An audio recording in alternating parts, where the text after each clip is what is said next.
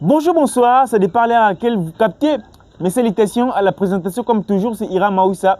Depuis Kinshasa, la capitale de la République démocratique du Congo, pour la première fois écouter une émission, exercice simple, n'oubliez pas de vous abonner massivement sur la chaîne pour n'y pas rater aucune de nos prochaines émissions. Comme d'habitude, dans cette émission, nous parlons spécialement de l'actualité sportive. Le lot sur là, ce qui concerne les préparatifs, il y a finale, il y a barrage au mois de mars. Actuellement, tout le monde est actualité sur la série.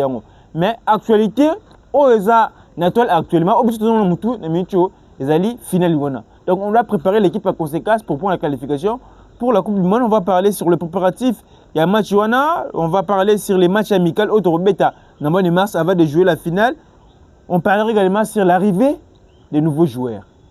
Arrivé à nouveau joueur, na suka tolobla sur le changement pelouse stade de Martin, l'émission a déjà bandi, tout selon une émission, l'émission a dit qu'on a décidé pour la première fois, comment santé qu'on s'abonner, qu'on partager, qu'on commenter au la remercie mingi.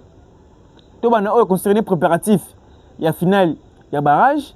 Dès très bien qu'il y a préparation, je les cas qui te mingi, ba joueur na biso, ba on met la clé bango, il y a des joueurs au bazar vraiment formés. Mais avec la meilleure préparation, au biso to sala na minute oyo, et ça tant que tu rebimisa liste de sélectionner les joueurs très performants dans le club de Bango.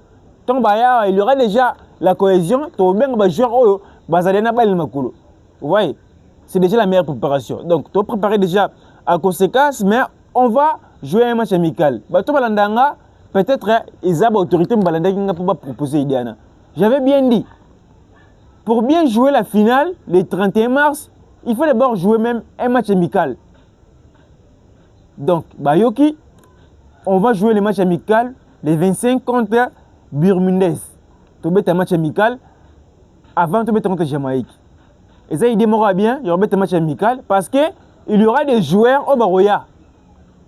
Pour la première fois, et c'est un match amical, contre la cohésion, mais aussi il y aura des joueurs au Bazamar à TDG. Mais au Baroya, c'est l'entraîneur. Et c'est un va se relancer avant de finir. Parce que nous voulons jouer la finale avec une équipe solide.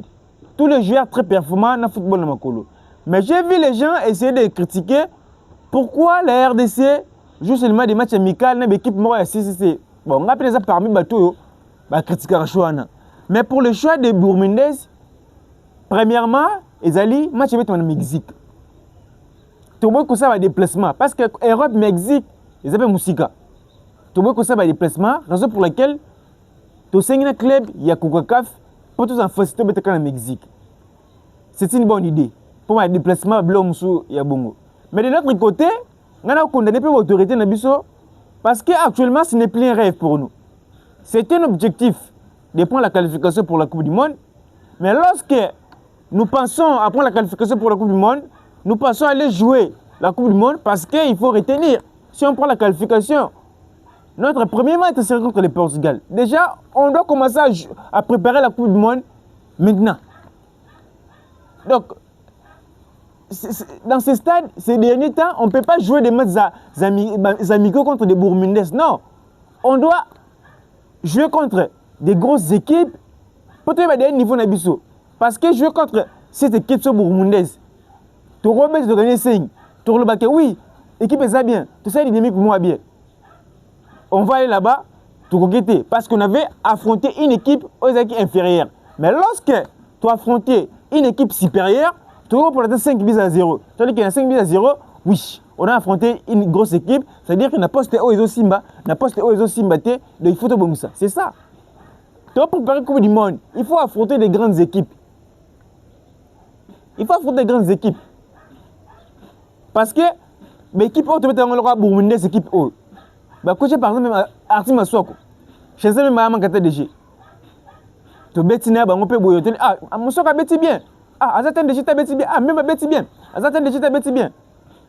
Mais toi tu beti une équipe à Makasi, tout le monde dit Mbemba, Azatan DG tu peux nous beti qui. Mais tu sais pas les cas pour beti contre équipe à Mouké. Non bien équipe à Mouké parce que le classement FIFA même le Congo Brazzaville les Alibosonom. Vous voyez? Maintenant que tu penses que vous qualification pour du monde, tu vas penser que tu vas la Coupe du Monde. Tout ça pour le monde, on a Ouzbékistan, Colombie, Portugal. Donc, tu as une milieu sauté. Pour mieux préparer, il faut déjà jouer des matchs amicaux. On a une grosse équipe. Même s'il faut donner l'argent. Et ça promet bien. Et ça promet. Donc vous ne pouvez pas passer 10 000 $, 5 000 $. Pour te mettre un match amical en Allemagne. C'est 5 plus, vous pouvez ça. Est-ce que vous savez, le ministre des Sports, l'autorité de Bissau, au moins le ministre Mako a détourné 50 000 $. Soit a détourné bon, il y a une famille, mais soit ça, match amical, 5 000 $, tu peux une équipe paiement monnaie. Pourquoi pas te mettre? Tu bon manger. Et ça, pour te mettre pour un combo, c'est juste une façon de préparer l'équipe, tout ça déjà prêt. C'est une façon déjà, il y a préparé l'équipe, tout ça déjà prêt. Pour te mettre, parce que tu as une coupe du monde. Et ça, bon. Donc, pour le choix, il y a pays où tu as donc, on a condamné vraiment staff n'a pas sauté, choix n'a pas, mais dans le but important, c'est de mettre une grosse équipe. Parce que choix n'a pas, tu es bon pour. Tu as na Jamaïque wana on a des déplacements pour le climat comme maintenir parce que l'équipe est besoin de CAF mais on a aussi koloba et c'est juste important c'est remettre na grosse équipe il y a on a qui n'a quoi le préparation sur le cas bien objectif est vraiment de qualifier pour le Coupe du monde actuellement je vois déjà banganga comme n'importe quoi qu'il faut gagner faut tout ça non nous ne sommes pas là-bas avant tout football est mettre na terrain et là on doit y terrain beaucoup de ça n'a pas gagné mais football est na terrain. En 1974 la Coupe du monde selon l'histoire parce qu'on a dans le botémité. Bah ça pour le président Mobutu a gagné plus de 9 nganga. A même bango Coupe du monde match na biso liboso to pola et mbali to poli 9 bi ya 0 jusqu'à présent donc il a sauté. Important c'est banganga zaki wapi. Contrairement peut-être to biso nous zaki na tongena banganga makasi. Donc ba to ba solo n'importe quoi na wana eza importante, pardon. L'objectif est de préparer l'équipe à conséquence. Lorsque vous avez des bons joueurs, vous avez une équipe de Jamaïque, vous gagnez. Parce que le football, on avait montré contre le Nigeria, contre le Cameroun, on doit gagner la Jamaïque, même la Nouvelle-Calédonie, 5-6, normalement. Et ça, bon. Mais lorsque vous avez des joueurs qui ne sont pas très performants, même si vous jouez avec une équipe faible, bon, on a qui va pouler au bêtis bien. Et ça dit que, oh, non, ce n'est pas ça. C'est parce qu'on n'a pas une équipe solide. Nos joueurs ne sont pas très performants dans leur club. C'est ça. N'importe quoi. RDC, tout ça, il faut. Un ministre, c'est pas bon ça. Non, ce n'est pas ça. Ce que ça dit bongo, même Benéona, la Coupe du Monde, football, les armes à cool. Football, est dans le terrain. Donc, tu prépares l'équipe par conséquence. Pour nous, on ne peut pas mettre à la tête qu'il y a une personne. Alors, il y a des gens pour là. Nous, ce qu'on doit mettre à la tête, c'est que le code doit utiliser la méritocratie. Dans sa liste, de sélectionner les joueurs qui méritent. Et ça, nous sommes compliqué à football. Nous sommes congolais. C'est compliqué à football. Parce que, par exemple, Chancel même soit métaté. Ma soeur soit métaté. Joueur soit métaté. Va sélectionner. Va te bénir, va Chancel même. Asa des médias. Chancel même. Parce que tout le monde a tant que il y a qu'on récompense moutouti. Tout le monde a tant que journaliste tant que des football les alaka. Football les simple. Bis mo to compliqué ngo. Parce que football soit métaté. Bon sélectionner autant. Biso ka to compliqué ka. Sur ba biloko mo ça impactera biso to ke musika teza ba biloko wana. Donc le baté qui va fétiche non ce n'est pas ça. Oh c'est léopard bakangi mutema oh bango bakokanga mutema. Si vous avez football dans colo, vous avez des joueurs très performants, vous allez bien jouer. Vous allez bien jouer. Si le coach utilise la méritocratie avec sa liste, on va bien jouer. C'est ça, autre pas entraîneur, c'est basé de ça pendant la liste et Kobima. On va parler maintenant à ce qui concerne l'arrivée de nouveaux joueurs. Arriver à un nouveau joueur dans le mois de mars, c'est de plus en plus compliqué parce que, surtout actuellement, problème administratif, mais aussi le coach voulait juste garder son effectif. La majorité, joueurs qui ont la Coupe d'Afrique des Nations, on va dans la liste de sabre pour moi. Sauf il y aura des joueurs, d'autres joueurs qui retournent dans Bango. Oui, c'est par exemple la CS Kantopa, donc pour le nouveau joueur, aussi dans Bango. Et ça, en tête de validation, c'est Willy Kambola et René Bondo, na Marc Bola, Bangwana. Mais pour d'autres joueurs, peut-être après la qualification, après le match, le 31 mars, je me suis dit, par là, je profite aussi pour cette occasion, Yorloba. Et ça, l'homme, Toloba, vraiment, mais ce qu'il faut tout là. il y a bato musu baza content nanga musu baza content nanga te eza loi na tir. Maintenant on a remarqué pas entraîneur na biso Sébastien de Sabre eza nini yé aza toujours en Europe. Football ce n'est pas seulement en Europe, le football ce n'est pas seulement en Europe. Il y a des joueurs congolais bazo briller na ba club na bango na Arabie Saoudite na Émirats Arabes Unis, football les a partout na ba Brésil. Aujourd'hui il y a les Congolais bazo ba Kebolas ne mérite plus la sélection parce qu'il est en Brésil. Même s'il fait des belles performances parce qu'il joue en Brésil, il a mérité. Mais Depay il est au Brésil, il est sélectionné aux Pays-Bas. Pays-Bas c'est un bon joueur. Pays-Bas c'est un bon joueur. Le football, ce n'est pas seulement en Europe. Côté là, en Angleterre, non, le football est partout. Il y a d'autres joueurs qui ont des Émirats Arabes Unis. Bon, avec les États-Unis, c'est la différence. Actuellement, nous, on a par exemple Kebano. Kebano joue très bien. Peut-être que ça sera très difficile de comprendre les gens dans le bas. Pour lorsque nous voulons des Weren Bondo, c'est tout un processus. Nous voulons des Banzouzi, des Bangoula, des militaires. Mais on a un Kebano qui est très performant aussi. Dans les Émirats Arabes Unis, il marque de temps en temps. Et l'un des passes décisives, c'est un militaire complet.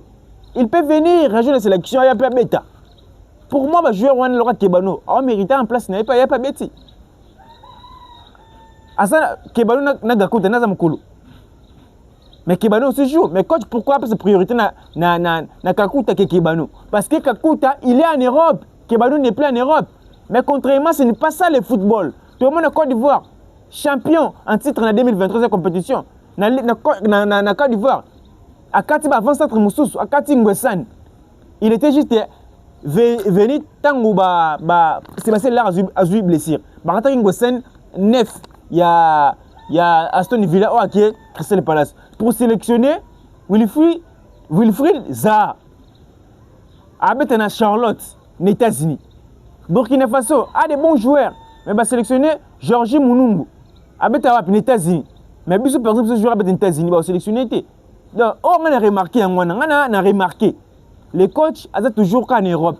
Ce n'est pas ça le football.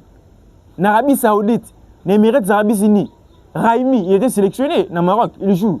En Arabie Saoudite, dans les Émirats Arabes Unis. Vous voyez, meilleur gardien de la CAN, c'est qui? C'est Bounou. En Arabie Saoudite, meilleur joueur à Cannes. Mani en Arabie Saoudite. Le football, ce n'est pas juste en Afrique. En Europe, pardon. Ce n'est pas juste en Europe. Football est ça partout. Tant que monde a une liste de nouveaux binationaux, va jouer aux confédérations contactées. Soit monde va jouer à Moussous, va mettre côté Moussous, ça la paie bien. Il y a des joueurs qui sont très performants. Mais vu que en Europe, quand tu as écarté, j'ai vu l'interview de Yannick Yalabolassi, il a dit que pour lui, il pense qu'il peut venir jouer la Coupe du Monde avec la RDC. Mais pourquoi pas? S'il est très performant. Depay, on va mettre au Brésil. Mais il vient, et il est sélectionné dans les Pays-Bas. Pourquoi pas? Tandis que nous cherchons d'abord des joueurs, on va renforcer l'équipe. C'est tout un processus de plaire toujours le nom de Mavididi. Le nom de qui? Mayoulou. Mais lorsqu'il y a des Bolassiers, on va se mettre dans le Makolo. Pourquoi pas renforcer l'équipe? Pour moi, on a pas de difficulté tout ça. Parce qu'à chaque fois que vous avez un match, on a attaqué Nabiso. Ils ont carburé. Milieu de terrain Nabiso, tu sais, dès qu'il Mobimba. Le terrain Nabiso, tu as raison pour laquelle on a le bas. Si ça dépendait de moi, il faut concurrencer les jeunes. Va concurrencer les jeunes. Tu rebêtes. Va concurrencer les jeunes. Et ça bon. Donc, ce que je peux dire en bref dans cette thématique, le football, ce n'est pas juste en Europe. C'est que le coach doit savoir. Hormis Kebano, il y a des joueurs avec les Émirats Arabes Unis, il y a des joueurs na Arabie Saoudite, c'est un bon joueur. C'est un joueur très performant. À la place de Gali Kakuta, Gali Kakuta qui blessé, Gali Kakuta. Parce que Gali Kakuta joué en Europe. Ce Gali Kakuta qui est en Arabie Saoudite, peut-être qu'il a été. Vous voyez? Raison pour laquelle il y a le même Kebanoana, ce sont des bons joueurs. Chaque fois, quand je regarde les images de Kebano, au Hassan Club Naye, je vois qu'il y a une place pour Kebano. Wilfried Zaha, a raté plus de 3 ans à la sélectionné. Mais Nakani Oyo, Bengi Yaya. Quand tu vas jouer avec Aston Villa, Bengi aux États-Unis. Ni que Arabie Saoudite, aux États-Unis. Georges Mounungo, Bengi Yaya. A concurrencé Dago à terre en Angleterre. Mais avec les États-Unis. Donc, ce que je peux dire en bref, pour Sébastien Desabre, le football, ce n'est pas seulement en Europe. Si tu as les joueurs, mais il y a des bons joueurs aussi en Arabie Saoudite, ce sont des Congolais. Le football, les en Europe. On a rôle en bref, pour l'arrivée de nouveaux joueurs, ils ont vraiment passé pour tout le monde 5-4 nouveaux joueurs. Donc, il y aura peut-être des amis, Bondo ou Akukoya. Et ça s'appelle Marc Bola, mais Wérend Bondo peut avoir ces derniers temps, à moins problème. Donc, raison pour laquelle on a rassuré déjà qu'il y a dans la liste, il y aura pas mal de surprises. Peut-être les retours et les joueurs Moussous. La majorité sera même joueurs de la Coupe d'Afrique des Nations, pour moi aussi, les joueurs de bêta. S'il s'agit de renforcer, il y aura bien des joueurs Moussous, en forme. Je citerai Yoran Wissa. Diangana a bêta quitté avec son blessure. C'est là que tout peut faire son retour à Fimoko Pouloulou. Si Wérand Bondo sera le seul binational Koya, ça sera aussi très bénéfique pour nous. C'était ça, ce qui concerne la thématique sur le nouveau joueur. On va prendre la dernière thématique, Ezali. Misala a un stade de martyr. Tolobi Mingi. Les gestionnaires et le ministre des Sports, Debou Dimbu. Les gestionnaires, Doudou Etambe, Bayoki Bisso. Bayoki Bisso, Misala Bani na stade de martyr. Ballon la pelouse wana. Pour battre la pelouse Moussoussou. Parce que pelouse wana, tu as remarqué ce que tu as remarqué à Kinshasa, tu as remarqué vraiment bien, tu as remarqué bien. Même les joueurs entraînés va déclarer qu'il y a un raison pour laquelle tu as changé pelouse wana. La pelouse wana kolongola, on a un ex, il y a stade de martyr. On a un ex stade de martyr, mais ça les salles mais ça libanda stade de martyr, il faut pas bongisongo propriété, il faut pas battre un siège, ba kit. Oh ba jouer tu vas bouquer contre Sénégal, ba longoler pelouse. Wi-Fi la tribune de presse. Mais c'est là c'est un stade de martyr. Puis il faut pas que écran encore. Il y a des écrans au Ezali. Ils ont commandé en Chine. Dans le stade de martyr, ils en ont des écrans. Gauche et droite. Et comme bon, il faut pas que ce soit écran encore. On a mis ça c'est un stade de martyr. Et l'autre c'est Ngindi Yangwana. De l'autre côté tout le monde a Tata Raphaël. Misale Salama. Misale Salama bien. Bon ça tout le monde qui a l'importance. Il y a qu'on suspendre pour passer à Misala. Dans les communiqués, ce qui va remarquer, tu suspendre le match pour construire sa lettre mis. Maintenant, avec que tu suspendre pour des ordres, et ça qui résulte. Raison pour laquelle tu es attaqué. Mais tout le monde, Misala, et ce salama, tu sais que salama, bon, il faut que tu communiques. L'objectif, c'est d'organiser même Coupe d'Afrique des Nations, c'est ça bien. Mais, l'autorité n'est pas que football, les arts à la Kinshasa. Lorsqu'on voit la réhabilitation du stade de Marseille de Raphaël, mais tout le monde n'a pas colonisé. Championnat Betama, quand on va poto, va jouer à tirer, va mettre des habiletés. Donc au même moment, Michel Salma, si c'est possible, il faut pas qu'il passe à la cour. Et ça bien. Et permettre, on a déjà la RDC, et ça permis de pays en Afrique.